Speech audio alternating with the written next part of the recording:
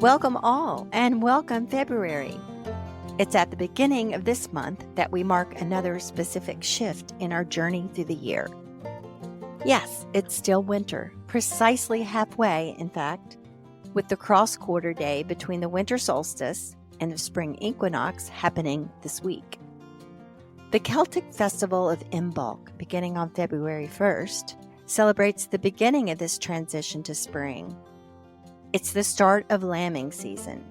The word Imbolc itself comes from an old Irish word meaning ewe's milk, and is also the feast day of St Brigid. Brigid is well known in Ireland as both saint and legend, recognized as the founder and abbess of the Abbey of Kildare in the 5th century, and also known in ancient folklore as a goddess presiding over the birth of the new lambs and calves, and symbolically over many aspects of nature, life, and the human experience. Legend has it that her birth took place over a threshold. Fittingly, she became the patroness of transitions, literally from winter to spring. In very ancient folklore, this cross-quarter is also the time that the Cailleach, or the goddess of winter, goes to drink from the sacred well, and in that moment is transformed into the youthful Brigid, the harbinger of spring. She represents fire and light as the sun makes its return. She is seen as the protector of the home and keeper of the fire.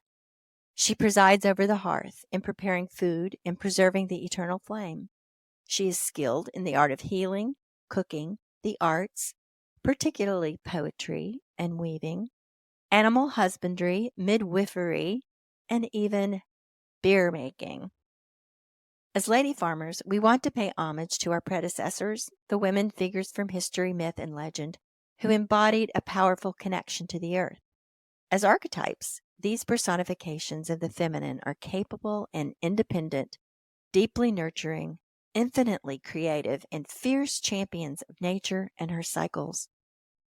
At Lady Farmer, we've always viewed Brigid as thoroughly and completely a woman's goddess, and given the wealth of evidence, we feel confident in embracing her as our own patroness of slow living. You can hear more about St. Brigid with spiritual director and Celtic scholar Kathy Spar, who joined us in episode 27 of the Good Dirt podcast to talk about the history, legend, and stories of this deeply influential figure. In the current culture, our nod to the imminent approach of spring is to observe the behavior of the celebrity groundhog named Phil, who crawls out of his winter hibernation on February 2nd to check out the weather. From there, we're told, we can predict whether or not spring will be forthcoming or delayed. In another cultural overlap, there is Candlemas Day, a Christian festival held 40 days after Christmas, which celebrates the presentation of Jesus in the Temple of Jerusalem. The custom involves a ritual blessing and lighting of candles. Accordingly, there is a tradition of predicting the arrival of spring on Candlemas, as evidenced through an old English song. If Candlemas be fair and bright, come, winter, have another flight. If Candlemas bring clouds and rain, go, winter, and come not again. What I find fascinating about how all of these things, the history and stories, myths and rituals, come together and emerge into whatever happens to be the presiding cultural consciousness of the day, is that so often it comes from observing the cycles of nature. As in this case, the celestial shift that tells us that we are headed towards the next season now, despite where we are on the globe or the weather we encounter on the way, is not something that is specific to any doctrine, dogma, or tradition. It's something that is common and shared amongst all humans in relationship to our earth home. What if we were all able to look to that and say to ourselves and to one another, this is something we all share, and one way in which we're all equal? I just wonder what that might accomplish. As for February gardening, this is a month we'll continue to think, plan, order seeds, and dream. And we can actually do some planting as well. Whether or not you're starting things indoors, or if you live in a warmer climate where you can actually plant outside in a few weeks, one thing all of you can do this month is grow some microgreens. What are microgreens? Well, they're simply the young seedlings of the usual edible vegetables and herbs harvested within a couple of weeks after planting, when they're generally just an inch or two high. They're fresh, crunchy, and delicious, providing a very concentrated dose of fresh green nutrients to boost our systems during the winter doldrums, when sunshine is at an ebb. These can be easily grown inside in a pot or bowl. You don't even have to worry about drainage because they don't get big enough to need that much water. Just plant the seeds, let them grow for a few days. A south-facing window is ideal. Then snip them off at soil level and use them for salads, sandwiches, garnish, anything that calls for a fresh green crunch. It's easy. Anybody can do it, and I'll link to a Lady Farmer Guide to Microgreens in the show notes.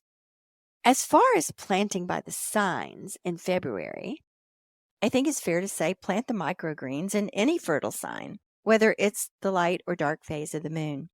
This is because you're not intending to let them develop above or below ground.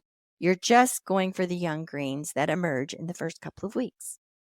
So the fruitful days in February for planting microgreens would be the 1st to the 3rd in Libra and Scorpio, the 6th and 7th in Capricorn, the 10th and 11th in Pisces, Taurus on the 14th through the 16th, Cancer on the 19th through 20th, and back to Libra and Scorpio on the 26th through the 29th. Our new moon this month is in Aquarius on February 9th, and the full moon, the snow moon, appears on February 24th.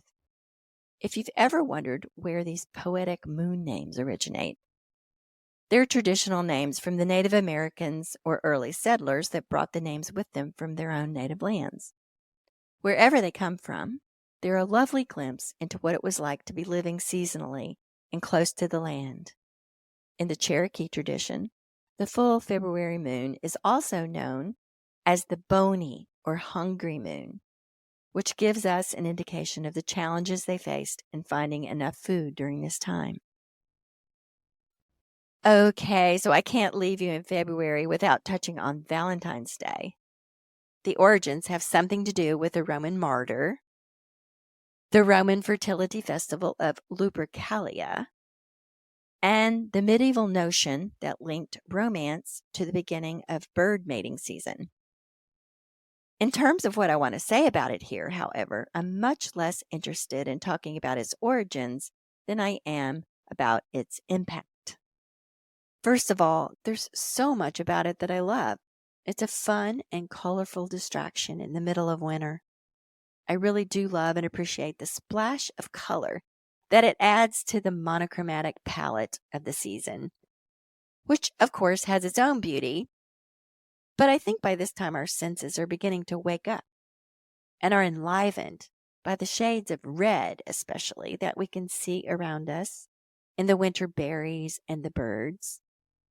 And I really, really do love chocolate.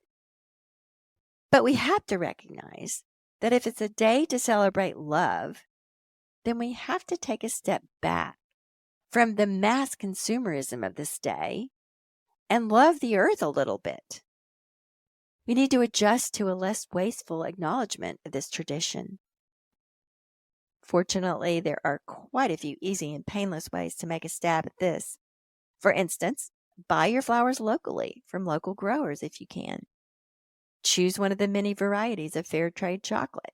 And obviously, make your own cards, involve the kids in it as well, and bake your Valentine treats at home.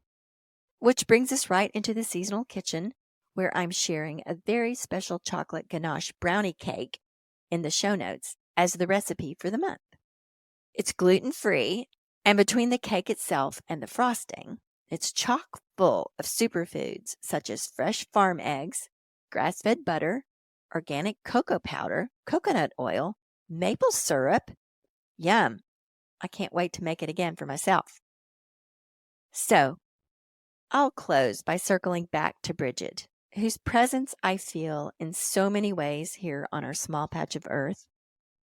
She inspires me in my cooking and gardening, my exploration of culinary and medicinal herbs and fermented food and in tending the animals.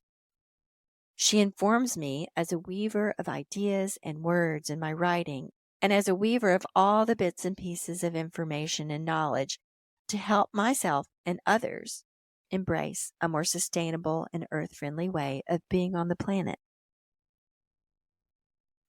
There's a wonderful poem that is dated back to at least the 10th century, and is sometimes even attributed to Brigid herself, that speaks to her skill at making beer. Being a brewmeister might seem an unlikely attribute for a saint, but when you think about the importance of fermenting in a time when safe drinking water was likely scarce, it makes perfect sense. But it also expresses a spirit of generosity and the idea of joy and sharing in sacred community. It speaks of love and mercy and the coming together of heaven and earth. So here it is in the voice of Brigid. I'd like to give a lake of beer to God. I'd love the heavenly host to be tippling there for all eternity. I'd love the men of heaven to live with me, to dance and sing. If they wanted, I'd put at their disposal vats of suffering. White cups of love I'd give them with a heart and a half. Sweet pitchers of mercy I'd offer to every man. I'd make heaven a cheerful spot, because the happy heart is true. I'd make the men contented for their own sake. I'd like Jesus to love me too. I'd like the people of heaven to gather from all parishes around. I'd give a special welcome to the women, the 3 Marys of great renown. I'd sit with the men, the women, and God, there by the lake of beer. We'd be drinking good health forever, and every drop would be a prayer. Thank you, everyone. Thank you so much for listening, and I'll be back in March.